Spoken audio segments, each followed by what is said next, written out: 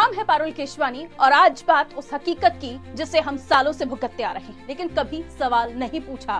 बात उन पुलों की जो बनते हैं, उद्घाटन होते हैं, नेताओं की तस्वीर खिंचती है और फिर एक दिन अचानक ऐसे गिर जाते हैं जैसे सरकार की जवाबदेही। सवाल ये है, पुल बनकर गिर क्यों जाते हैं? क्या इन पुलों का निर्माण कोई प्राकृतिक आपदा करती है या फिर सिस्टम में बैठे वो अफसर, वो ठेकेदार, वो नेता जो इन पुलों के साथ साथ हमारी उम्मीदों की भी कब्र खोद रहे हैं?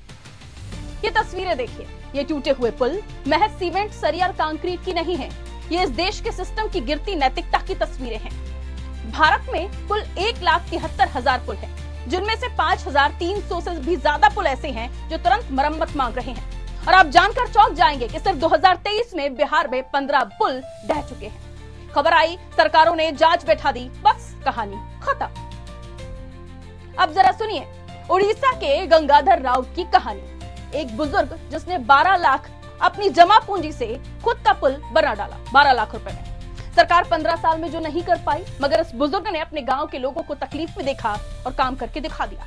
अब सवाल सरकार से, जब एक 72 साल का बुजुर्ग कर सकता है तो आपके पीडब्ल्यूडी मंत्री, डीएम, ठेकेदार किस बात की सैलरी ले रहे हैं? 2022 का मोरबी हादसा, 141 लोगों की मौत हो गई। रिपोर्ट में आया पुल की मरम्मत बिना तकनीकी सर्टिफिकेट के कर दी गई थी। डबल इंजन की सरकार का डबल स्टैंडर्ड भी देखिए। पुल तो गिरा, लेकिन गिरा कौन? गरीब मरा, बचा कौन? ठेकेदार, अफसर और सत्ता।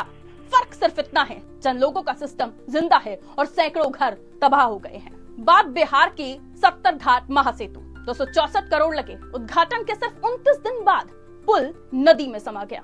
अफसरों का बयान भी सुनिए, मॉनसून आ गया था भाई साहब। जब साल भर मॉनसून आना तय है तो क्या आप पुल रेत और झोपड़ी की मिट्टी से बना रहे थे?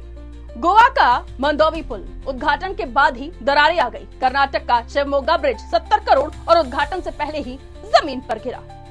हर बार एक ही बहाना, design fail, work quality fail, निगरानी फेल। जनता पूछ रही है, अगर एक पुल तक ठीक से नहीं बना सकते हैं तो देश विकास और इंफ्रास्ट्रक्चर के नाम पर जो वादे कर रहे हैं वो भी झूठे हैं।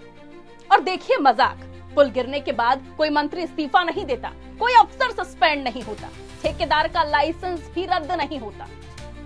बस एक जांच समिति बैठती है, रिपोर्ट आती है, फिर वही पुरानी फाइलें गुम जाती हैं और अगला पुल गिरने तक सरकारें सब भूल जाती हैं। जनता फिर अफसोस करती है और सिस्टम फिर वही खेल खेलता है। इस बुजुर्ग को देखिए, इसके पास न सरकार का बजट था, न एमएलए फंड था, फिर भी पुल बना डाला, क्योंकि राजनीति नहीं, इंसानियत निभा रहा था।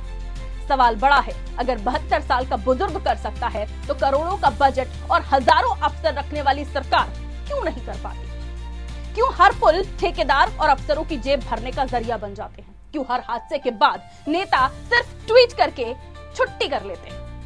इसलिए अगली बार जब कोई पुल गिरे, सिर्फ गम मत कीजिएगा, सवाल कीजिएगा, कौन जिम्मेदार, कौन गिरा, किसने बनाया, किसने पैसा खाया?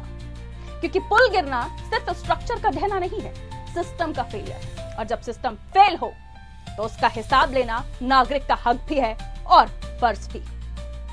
मेरा नाम है पारुल केशवानी। सवाल करती रहूंगी, क्योंकि जब तक हम सवाल नहीं करेंगे तब तक पुल भी गिरेंगे, लोग भी मरेंगे और सिस्टम हर बार बचकर निकल जाएगा।